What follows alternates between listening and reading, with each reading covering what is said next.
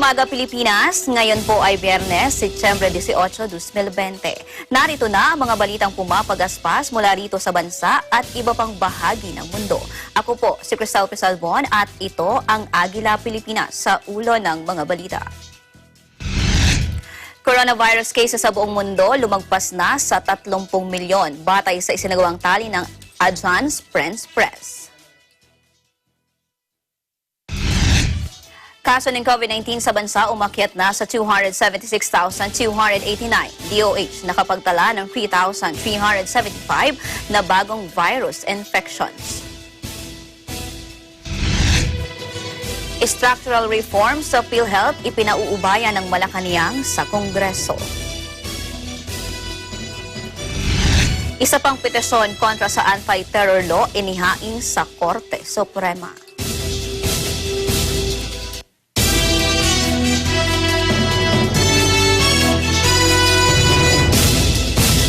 Sa detalye ng ating mga balita, lumagpas na sa 30 milyon ang coronavirus cases sa buong mundo batay sa isinagawang tali ng Agence France-Presse. Ayon sa AFP, ang nasabing bilang ay mula sa official sources. Una rito, nagbabala ang World Health Organization ng nakababahalang pagtaas ng rates ng transmission ng COVID-19 sa Europe. Samantala, ang total coronavirus death toll ay umaabot na sa 943,000.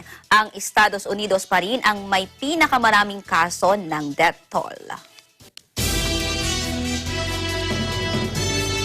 Ibinahagi na ng US biotech firm na Moderna ang kumpletong blueprints ng pag-aaral nito kasunod ng mga panawagan na magkaroon ng transparency. Ang Moderna ang isa rin sa siyam na kumpanya na nasa huling stage na ng clinical trials para sa COVID-19 vaccine. Ito rin ang kauna-unahang kumpanya na naglathala ng kumpletong blueprints. Sumunod naman na naglabas ang isa pang American company na Pfizer. Ang phase 3 ay ang final stage bago ang approval, kung saan ang bakuna at placebo ay sinusuri sa libo-libong katao para maberipika kung ito ba ay ligtas at epektibo. Nitong Miyerkules, sinabi ni US President Donald Trump na ang unang bakuna ay maaaprubahan na sa Oktubre.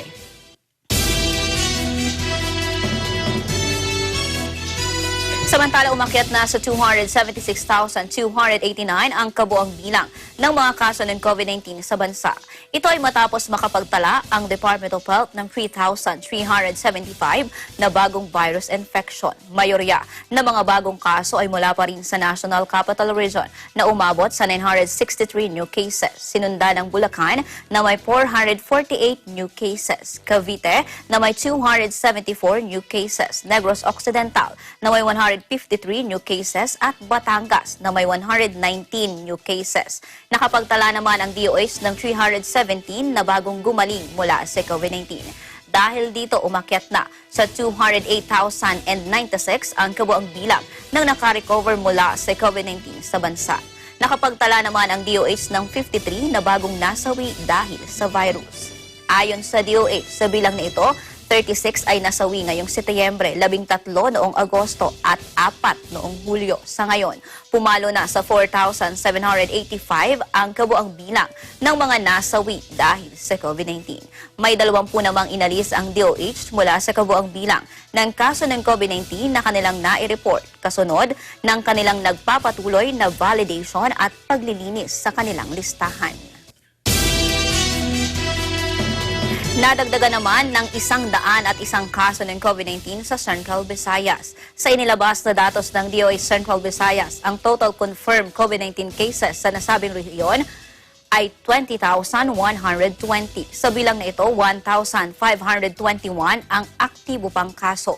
May naitala namang 6 na po na bagong gumaling sa sakit, kung kaya umabot na sa 7,373 ang COVID-19 recoveries, habang may naitala ng 1,226 na pumanaw sa rehiyon, bunsod pa rin ng pandemya.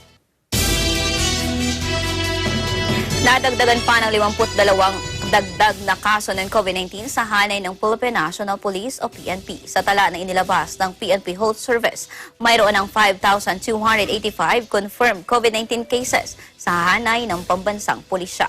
Sa nasabing bilang, 1,419 ang aktibo pang kaso. May 37 namang pulis ang gumaling sa nakakahawang sakit. Dahil dito, Pumalo na sa 3,850 ang total recoveries sa hanay ng PNP sa naturang sakit. Wala namang pulis ang napaulat na nasawi dahil sa COVID-19. Nananatili sa 16 ang COVID-19 related deaths sa pambansang pulisya. Pagbabawas sa distansya ng mga commuter sa mga pampublikong sasakyan binawi. 1 meter distance ibinalik ng IATF. May report si Vic Sumintak. Binawi ng Interagency Task Force o IATF ang pagpapatupad ng pagbabawas sa distansya ng mga pasahero sa mga pampublikong sasakyan.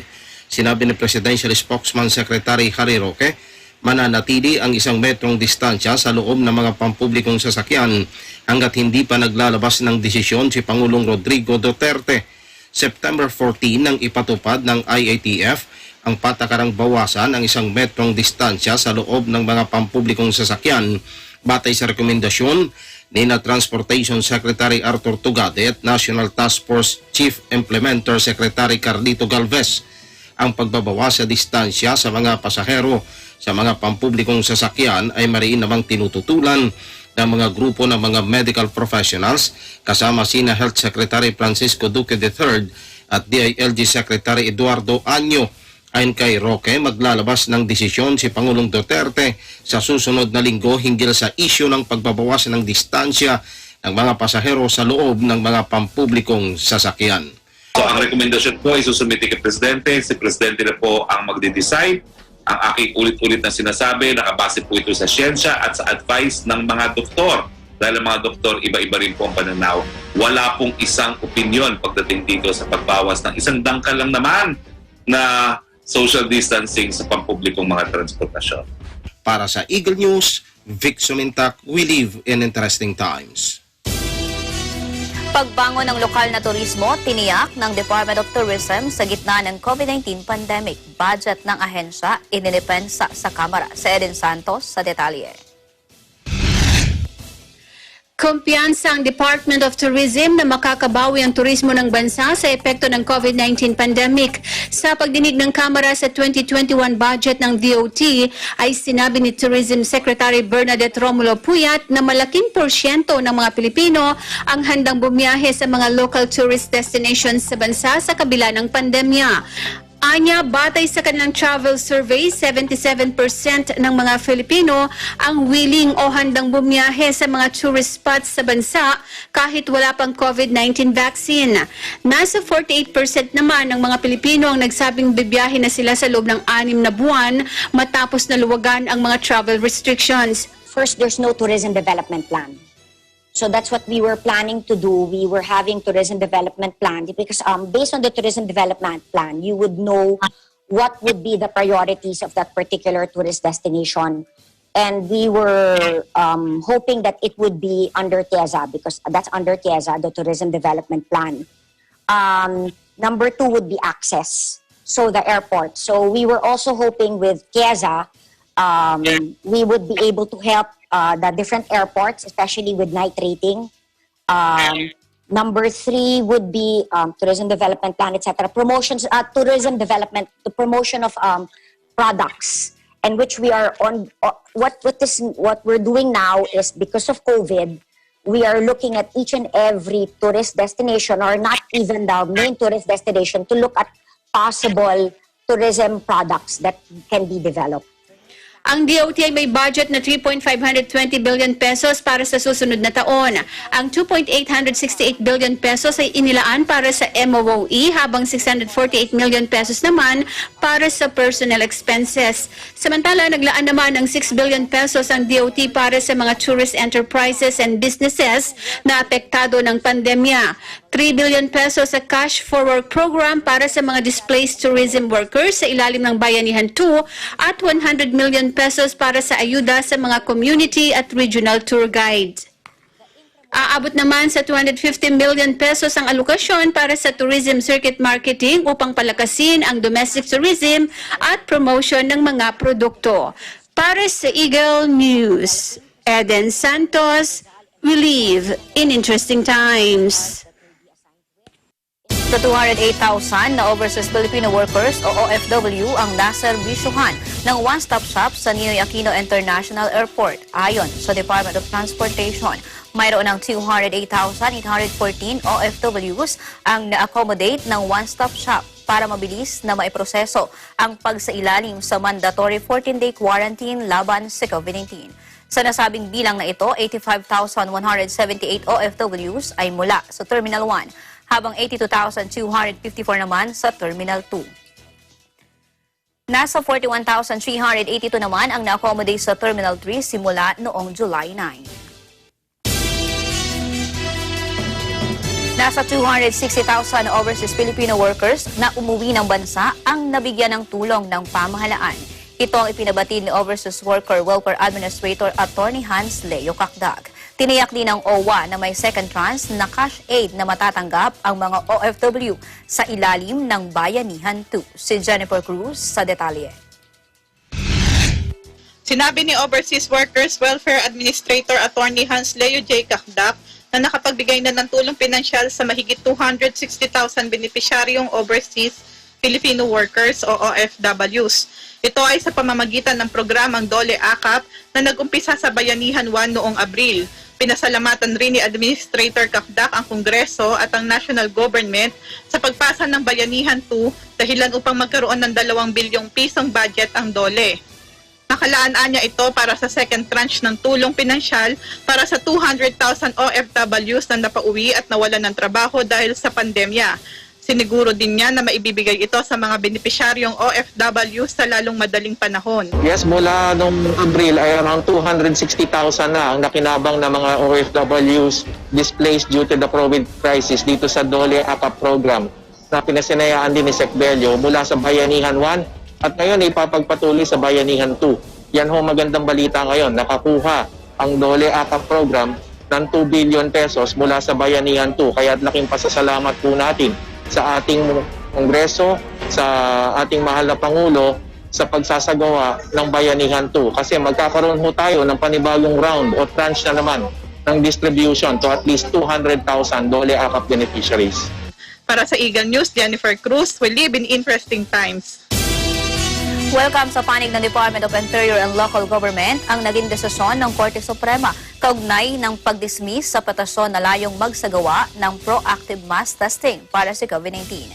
Sa isang press statement, sinabi ni DILG spokesman Undersecretary Jonathan Malaya na malinaw na hindi na kailangan pa ng gobyerno na maglagay ng mass testing dahil na rin sa comprehensive COVID-19 testing program. Aniya, impractical ang rekomendasyon na magkaroon ng mass testing dahil sa ito ay medical procedure na dapat ay binabantayan ng mga health professionals. Samantala, umabot na sa mahigit 3 million individuals ang sumailalim na sa COVID testing sa mahigit 100 laboratorio sa buong bansa.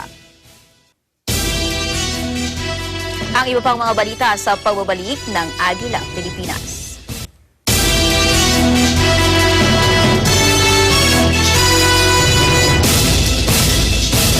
Do you want to earn a degree while you work? New Era University now offers Expanded Tertiary Education Equivalency and Accreditation Program, or ETIAP. ETIAP is an educational scheme that recognizes knowledge, skills, and prior learning obtained by individuals from non-formal and informal education experiences. It is implemented through deputized higher educational institutions like the New Era University that awards the appropriate degrees. Programs offered are the following: Master's Program, Masters of Arts in Education, major in Educational Management, Master's Program in Business Administration, Bachelor of Arts in Science, major in Political Science, Bachelor of Arts in Science, major in Mass Communication, Bachelor of Science in Education, major in Filipino, major in English, Bachelor of Science in Business Administration with majors in Human Resources Development, Marketing Management, and Financial Management. Beneficiaries must be Filipinos who have attained at least high school level of education. The program is flexible and you don't need to attend regular classes. Expanded Tertiary Education Equivalency and Accreditation Program, or ETIAP, is under the supervision of Dr. Nilo L. Rosas, the University President, and Professor Anita P. Santos, Director of ETIAP. For more information, contact the following: Cristina Moreno, 0995-138-0786 or email cvmoreno@neu.edu.ph or Arlene Sarmiento, 0906-298-9150 or email cedctl@neu.edu.ph. What are you waiting for? Let New Era University be your partner in achieving your dreams.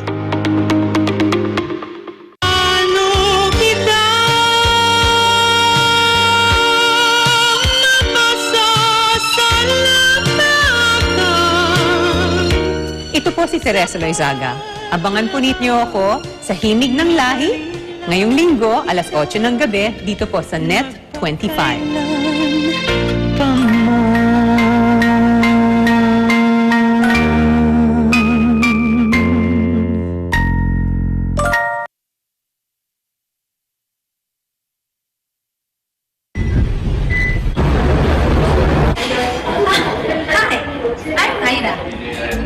Ida came back from her trip in Wuhan, China.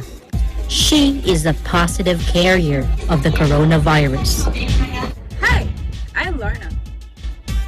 Lorna is Ida's cousin. She can be a family member, a friend, a relative, a colleague, or anything related to Ida.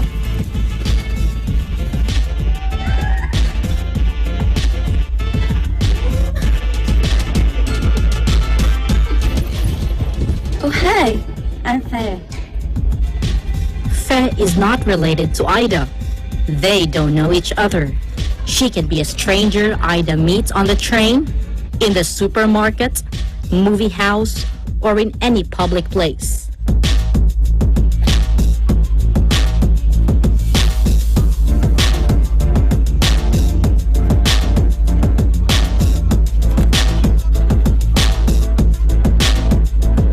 Now, Ida is in the hospital and is being treated, and Lorna is placed in quarantine.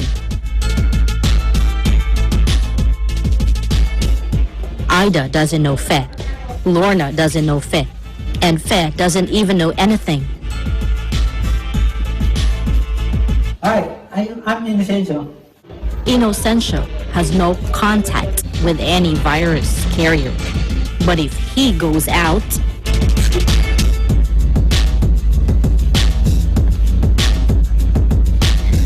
it takes at least 14 days for the symptoms to show on Faye. This is the purpose of a community quarantine or lockdown, to give time for the healthcare professionals to find Faye and all those she had close contact with, and to keep Inocencio from contracting the virus. Let's stop the spread of the COVID-19. We salute all our frontliners and healthcare workers.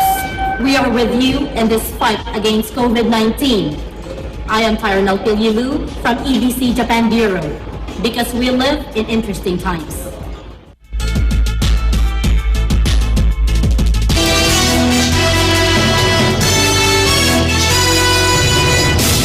Structural reforms sa PhilHealth ipinauubayan ng Malacanang sa Kongreso. Si Vic Sumintac sa detalye.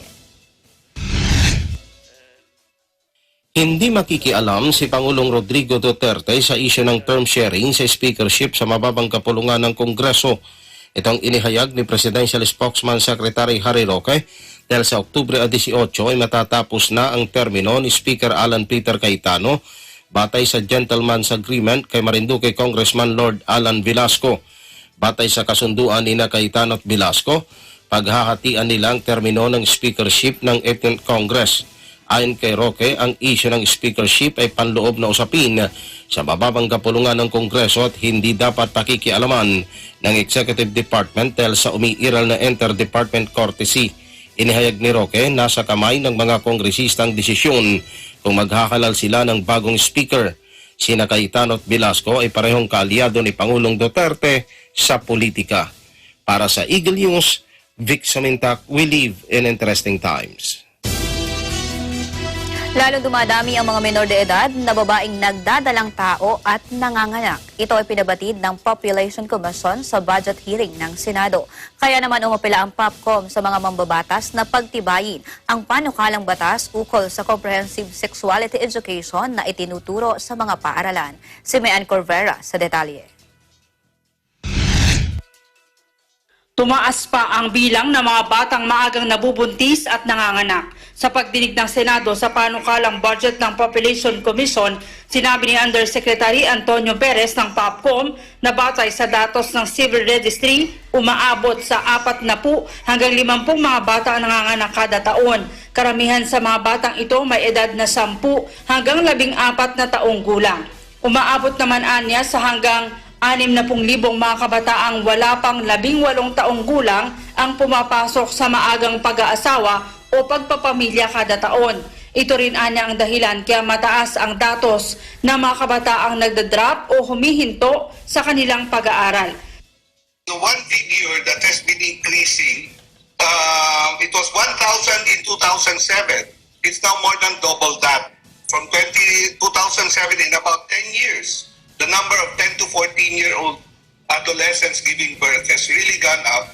And we have roughly around 40 to 50 10-year-old children giving birth every year. Nangangamba ang POPCOM na nadoble pa ang datos na ito ngayong may umiiral na mga quarantine dahil sa COVID pandemic. Nangyari anya ito kahit pa may umiiral ng batas para sa comprehensive reproductive health. Ever since the RPRH law has been implemented from 2013 up to 2018 when we have the data, teen pregnancy among minors that is below 18 years old has been increasing. In 2018, we had 62,000 minors who gave birth. This is for civil registry data. Ito rin daw ang dahilan kaya maigting ang kanilang kampanya para sa sexuality education. Nakikipagtulungan na raw ang POPCOM sa Department of Education, DSWD at DOH para maituro sa mga kabataan ang comprehensive sexuality education sa mga eskwelahan. Pero umaapila sila sa Senado na ipasa na ang batas para rito para maituro ang sexuality education sa lahat ng komunidad, lalo na sa mga mahihirap na barangay at maipaunawa ang epekto ng maagang pagbubuntis. Gaya ng mga senior citizens, ang mga kabataang menor de edad anya ay mga vulnerable at dapat nang bigyan ng kaukulang proteksyon ng gobyerno. Working with the DepEd and DOH and DSWD, because these are major agencies that can contribute to reducing adolescent births in the country. And DepEd, however, was only able to come up with guidelines for comprehensive sexuality education in 2018, and it's only going to be probably next month in October when DepEd will start implementing comprehensive sexuality education in schools. Bukod naman sa pagtuturo ng sexuality education, isa sa nakikitang solusyon ng mga mambabatas ay ibaba pa sa 14 years old ang maaaring patawan ng statutory rape. Sa kasalukuyang batas kasi ang mga mapapatunayan na ipagtalik sa isang 14 years old pababa, maaari lang silang makasuhan ng acts of lasciviousness. Dapat hindi tama yung term na partner, mas bagay yung predator. Predator In other countries, Yusek, in other countries, regardless of the love angle, it's still statutory rape. Para sa Eagle News, Mean Corvera, we live in interesting times. Paikipagtulungan ng pribadong sektor sa paglaban sa kagutuman, lalo na sa panahon ng COVID-19 pandemic. Welcome sa Interagency Task Force on Zero Hunger. Si Eden Santos sa detalye. Ikinatuwa ni Cabinet Secretary Carlo Nograles ang pakikipagtulungan ng pribadong sektor sa laban ng gobyerno kontra kagutuman sa bansa. Ito'y matapos na lumahok sa unang serye ng kasapatan at ugnayan ng mamamayan sa akmang pagkain at nutrisyon o Kumain webinar series ang private sector kasamang iba pang ahensya ng gobyerno.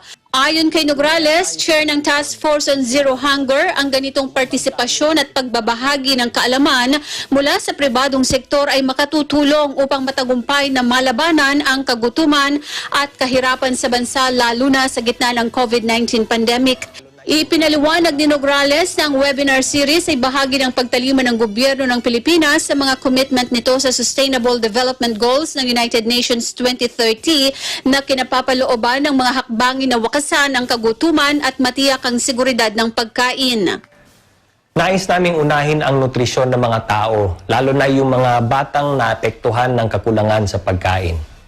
Kaya ngayon kami ay bumubuo ng isang matatag na polisiya at mga balangkas ng patakaran upang matugunan ang issue dala ng COVID-19 pandemic. Bahagi ito ng ating Zero Hunger Roadmap kung saan ang 6 nating TWGs ay doble kayod. Ipinahayag pa ng opisyal na ang kagutuman ay nananatiling isang hamon sa gobyerno. Sinisikap nilang mailunsad ang mga polisiya kasabay ng pagdiriwang ng World Food Day sa ika-16 ng Oktubre. Tumaya tayo sa nutrisyon at kalusugan ng kabataan. Umambag tayo sa kinabukasan ng ating bansa. Maging kabahagi sana kayo sa labang ito ng bayan kontra sa kahirapan at kagutuman. Kapag tamang pagkain ay sapat, panalo tayong lahat. Para sa Eagle News, Eden Santos, we live in interesting times.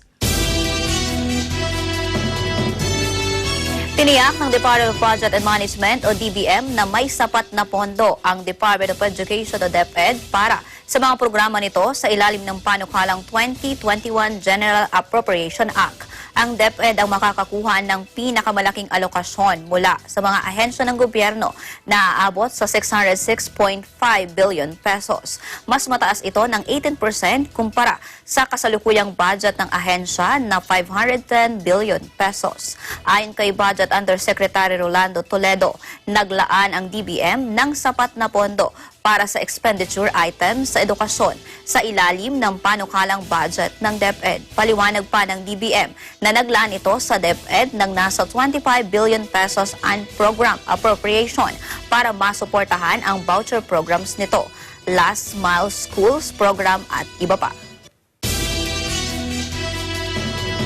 7 milyong Pilipino ang target na maiparehistro ng pamahalaan sa nalalabing buwan ngayong taon para sa National Identification System. Sa Senate hearing, ipinabatid ng NEDA na bahay-bahay ang gagawing pagkuha ng impormasyon sa pamamagitan ng Philippine Statistics Authority. Ang dahilan kung bakit sa report ni Mean Corvera. Sinimulan na ng gobyerno ang pagpaparehistro sa lahat ng mga Filipino sa ilalim ng National Identification System. Sa pagdinig ng Senado sa panukalang budget ng National Economic Development Authority, sinabi ni Secretary Carl Chua na bahay-bahay ang nakikita nilang paraan para kunin ang datos ng mga Filipino sa pamamagitan ng Philippine Statistics Authority. Hindi kasi maaaring isagawa ang mass registration dahil sa COVID pandemic. Malabo rin ani ang pagkuha ng biometrics sa pangambang maging dahilan pa ito ng pagkalat ng virus. 9 milyong Pilipino ang target nilang maiparehistro sa nalalabing buwan ngayong taon habang 45 milyon naman sa 2021.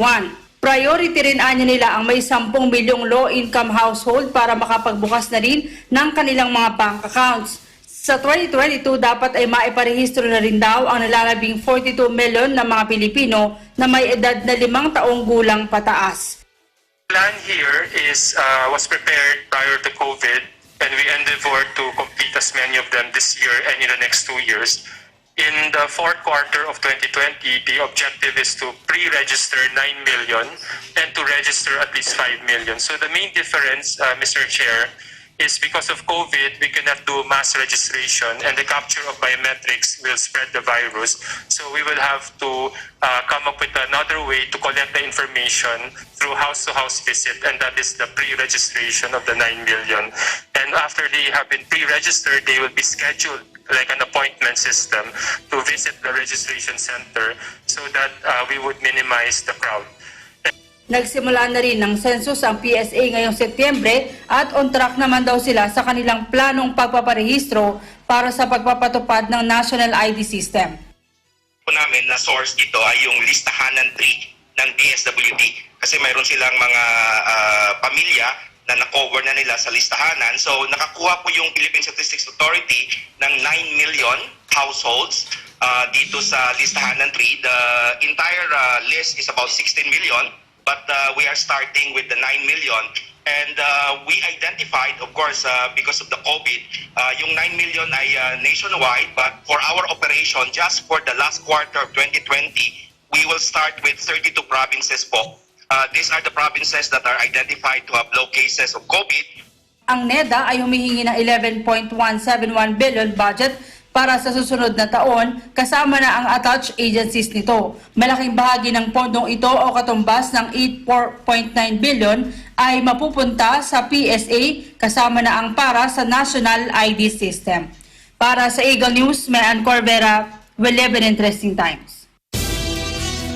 Ininspeksyon ng mga opisyal ng pamahalaan ang Manila Bay, lalo na ang paglalagay ng artificial sand na dolomite.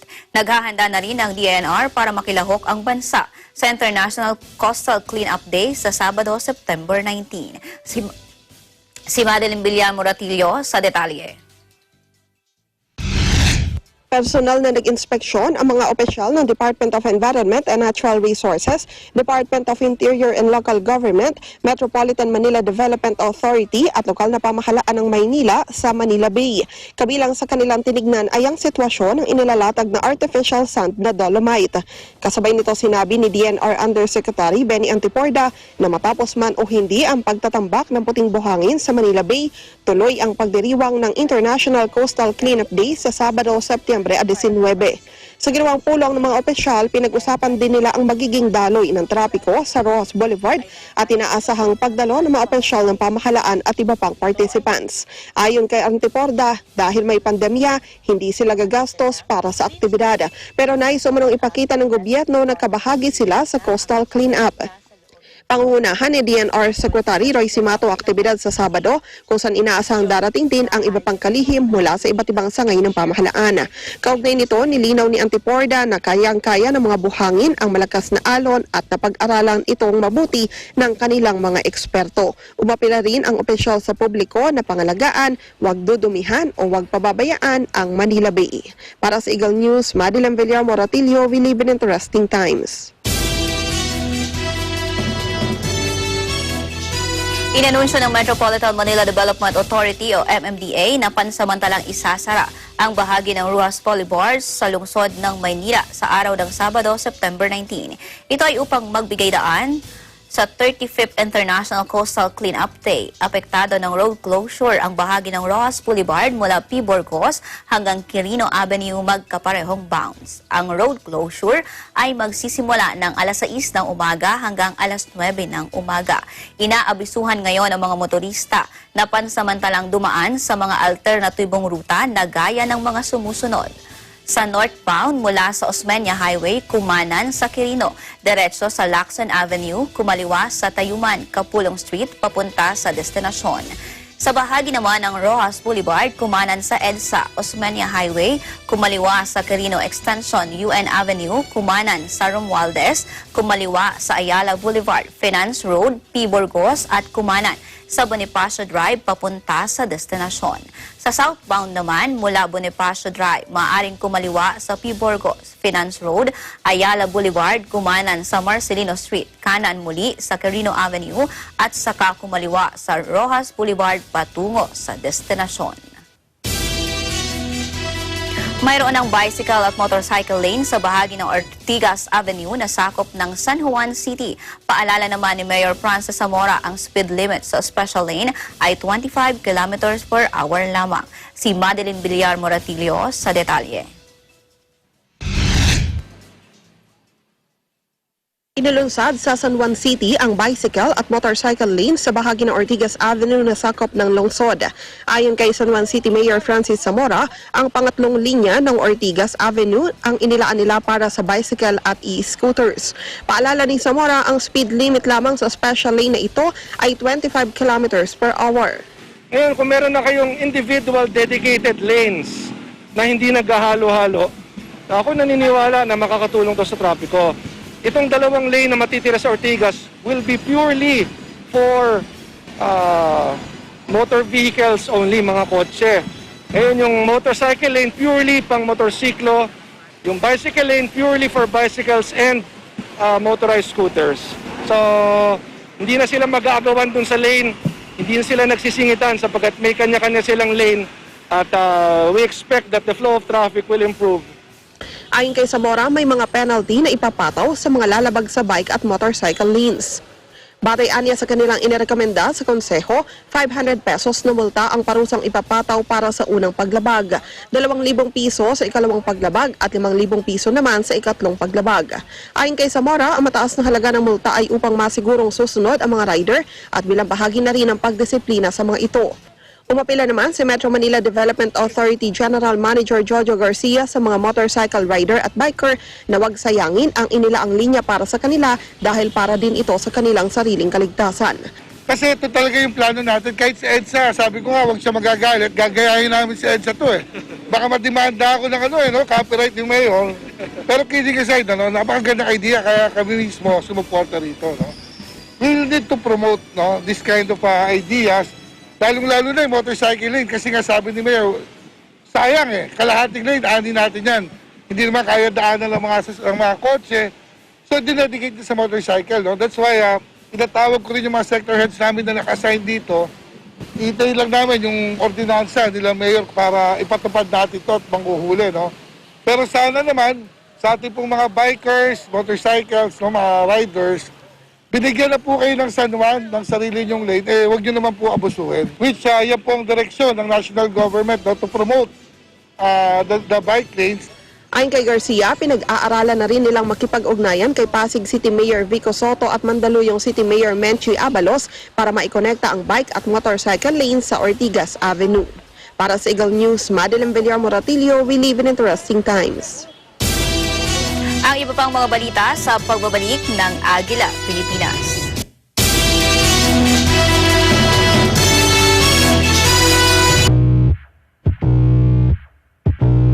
Ngayong Sabado sa Tagisan ng Galing.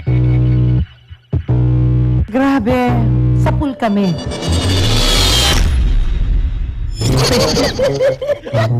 At least, good vibes, diritan at boses na pangmalakasan ang mangingibabaw ngayong Sabado. Kaya naman, tutok na sa Tagisan ng Galing Part 2 Singing Edition.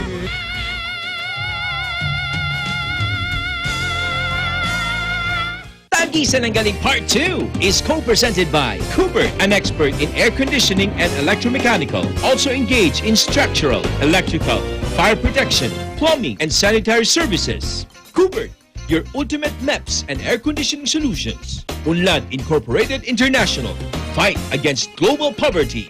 Henry Corporation, your ventilation and air conditioning specialist. Our sponsors, BDO, we find ways. JRC Industrial Sales, RS Square Variables Incorporated, your trusted UPS supplier and UPS maintenance provider in Luzon, Visayas, and Mindanao. RJK Services Manpower Agency Corporation, Robes Builders, Villa Casares, Chris Rack Enterprises, Victory Carpentry, DOP Asiatic Pest Control Services, and AUB Aspire for the Future in partnership with New Era University ETAP, Expanded Tertiary Education, Equivalency and Accreditation Program. Embrace Cafe, we embrace differently abled persons. Basta't nandyan ka, may pag-asa, dahan-dahan sa... Kailangan nating talunin tong pandemic na to. Kailangan lumaban na kailangan may gawin. I'm not going to be part of that 40% that will not survive, and that's it. Muling susulong, pwede pang mangarap. There's still a drop of life, then I'm gonna hold on to that and I'm gonna keep it alive. Even just buying one mask na 35 pesos, it's like we dance for joy. Nag-umpisa ka na, sana may bumili ng tinda ko, parang back to basic ako. Doon mo ma-feel na, okay, may pag-asa pala. Mula noon, lalo ngayon. For the sake of the Filipinos, we just have to give it a fight, di ba? Pwede pang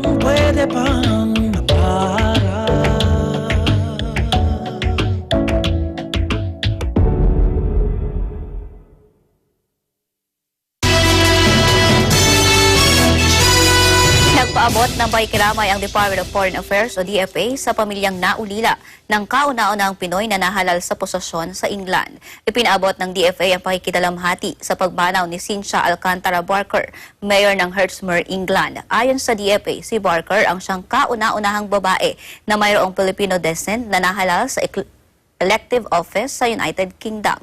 Bago naging alkalde ay nagsilbi din si Barker bilang deputy mayor noong 2019 at naging town at borough councilor noong 2015. Sinabi pa ng DFA na isang inspirational community leader at role model si Barker. Ipinahayag din ng DFA ang pagsuporta ni Barker sa Filipino community sa UK sa pamamagitan ng kanyang pagtulong sa pagsasaayos ng charitable projects at promosyon din ng Philippine culture. Samantala, posibleng sa 2024 pa bumalik sa normal ang koleksyon ng travel tax. Sinabi ito ng Tourism Infrastructure and Enterprise Zone Authority sa pagdinig ng Kamara sa proposed budget ng Department of Tourism. Paliwanag ni CHESA Chief Operating Officer Pucholo Paragas. Ito ay dahil sa epekto ng COVID-19 sa industriya ng turismo sa bansa. Gayunman, nakabuo na sila ng roll-out program para sa kanilang mga proyekto na naudlot dahil sa COVID crisis.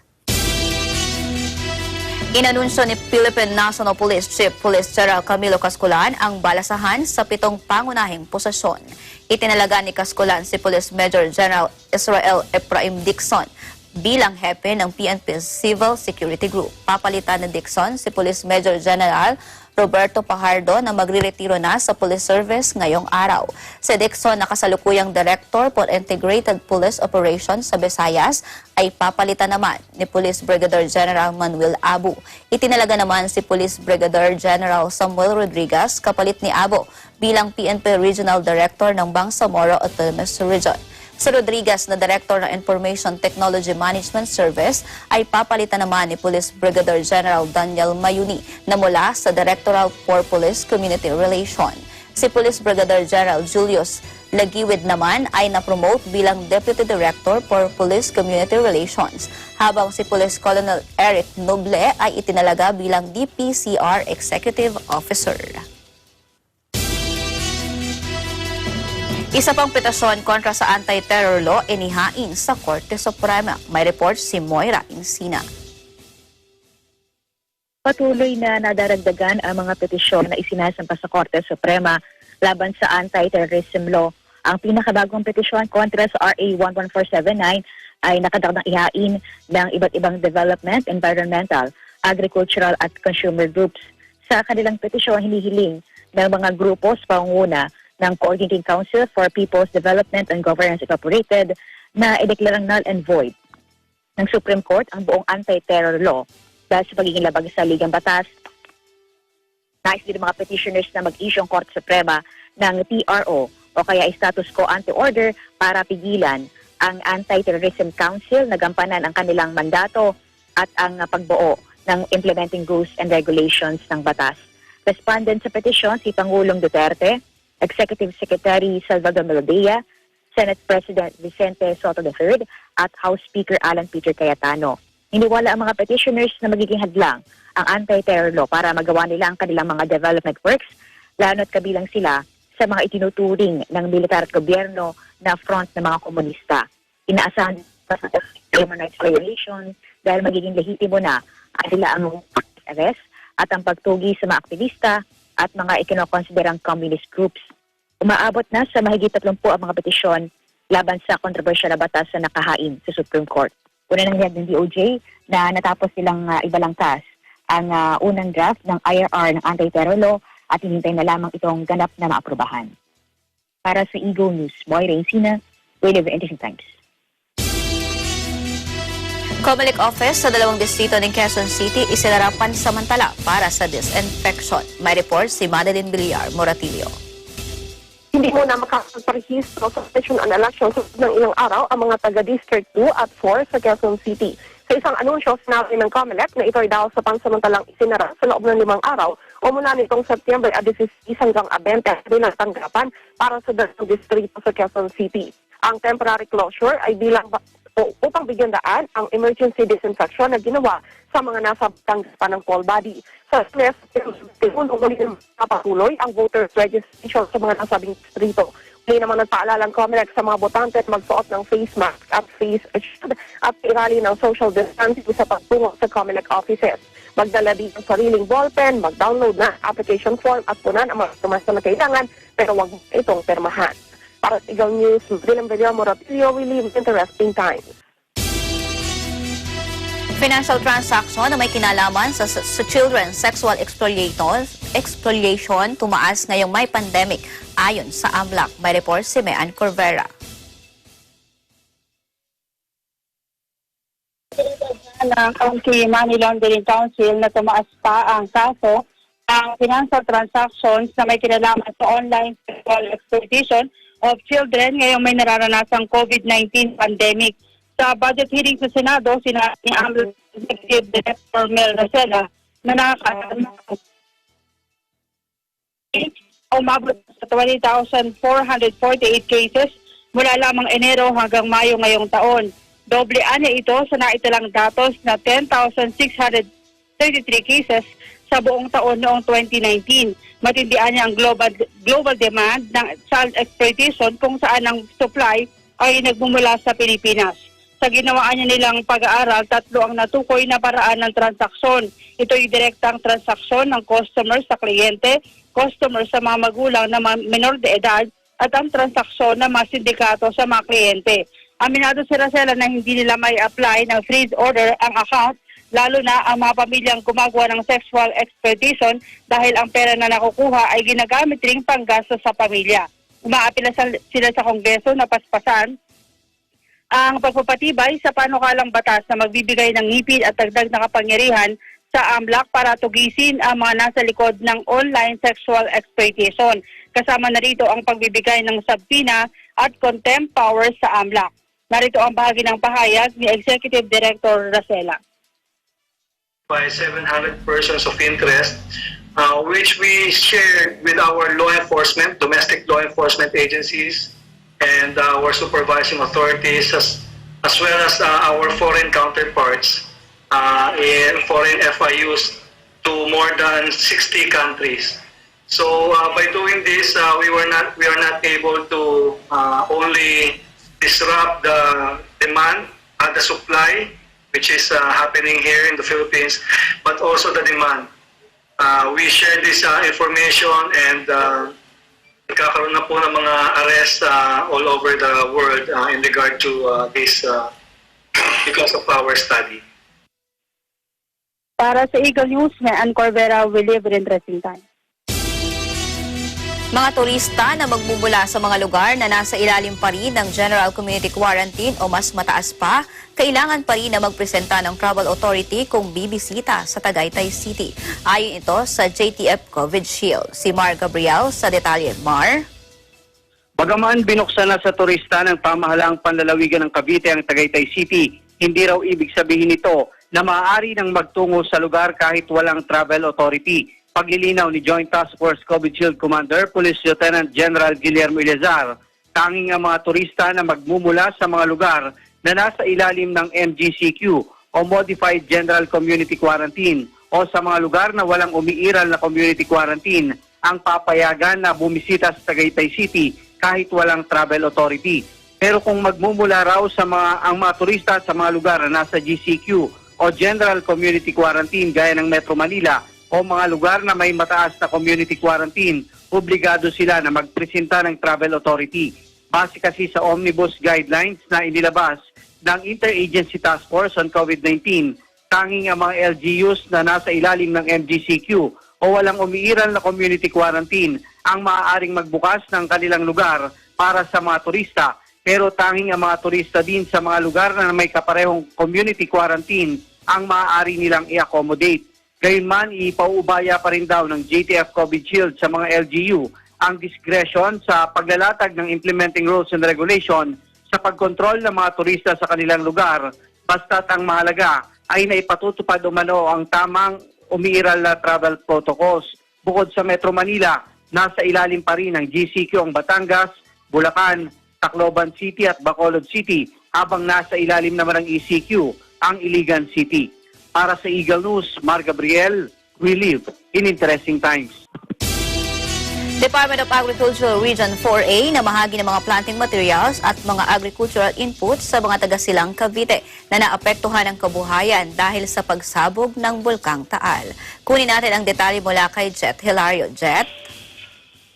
Yes, magandang umaga. Namahagi nga ang Department of Agriculture Region 4A ng mga planting materials, ganun din ng mga agricultural inputs, seedling bags, soft pots at assorted cut flowers na abot sa mahigit 3 milyong piso o kabuuang 3,064,899 pesos sa bayan ng Silang, Cavite.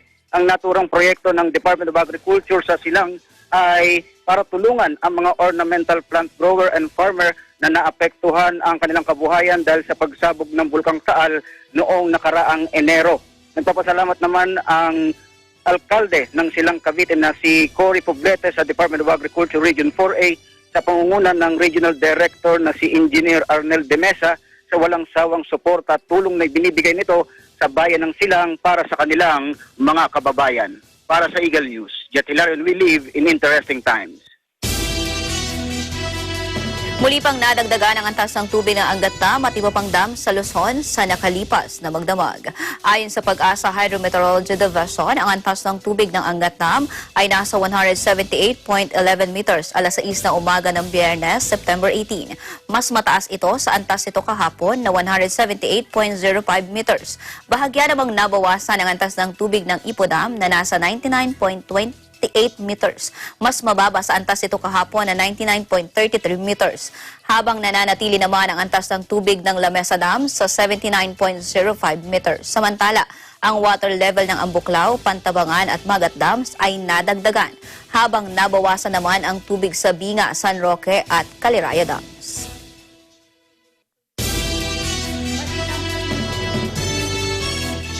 Sa ating balitang probinsya, nagpositibo sa COVID-19 at 37 opisyales at empleyado sa BARMM. Transaksyon sa pangunahing opisina ng Chief Minister electronically at per appointment basis muna.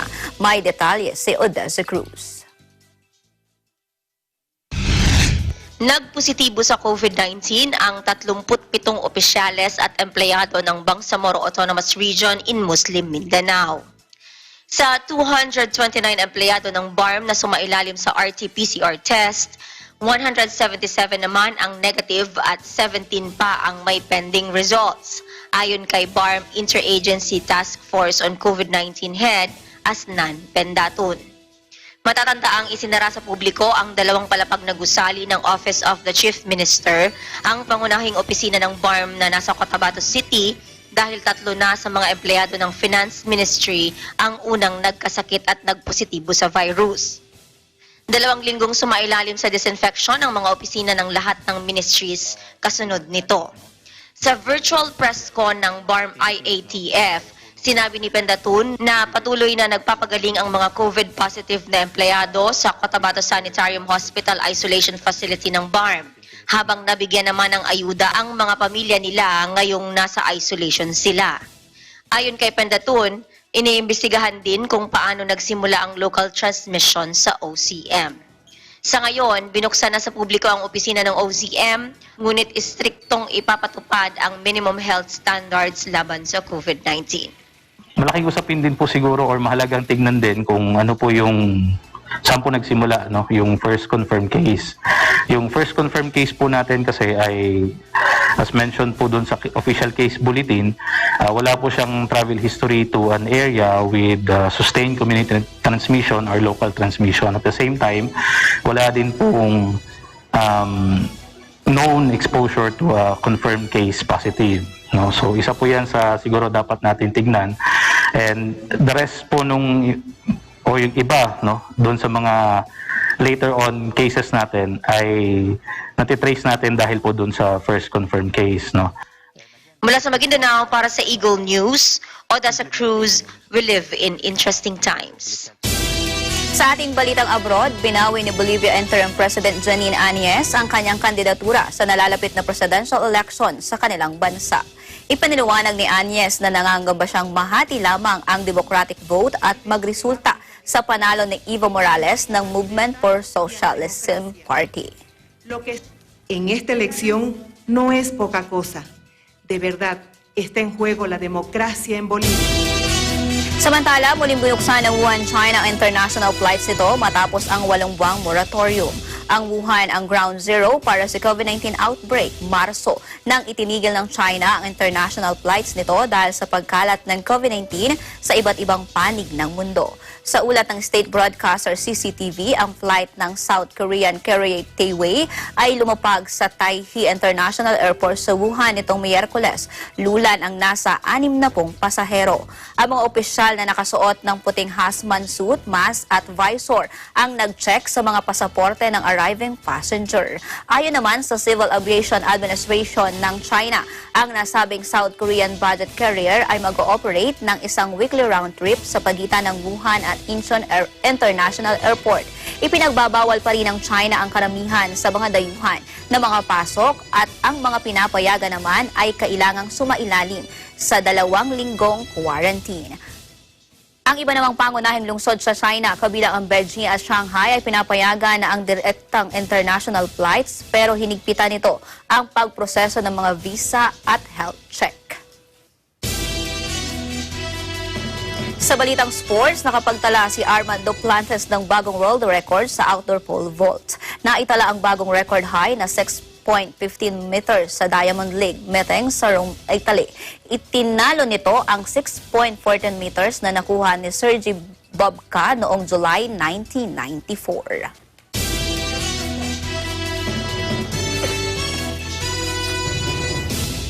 Para sa iba pang balita, tutok lamang dito sa Net25 at sundan ang Eagle News Online. Yan ang mga balitang pumapagaspas sa hatid ng ating Agila correspondents sa loob at labas ng bansa. Ito ang Agila Pilipinas. Susunod na ang Happy Time at Lunch with Julie sa Radyo Agila. Sa pangalan ng Eagle News Service, ako po si Crystal Pisalbon who will live in interesting time.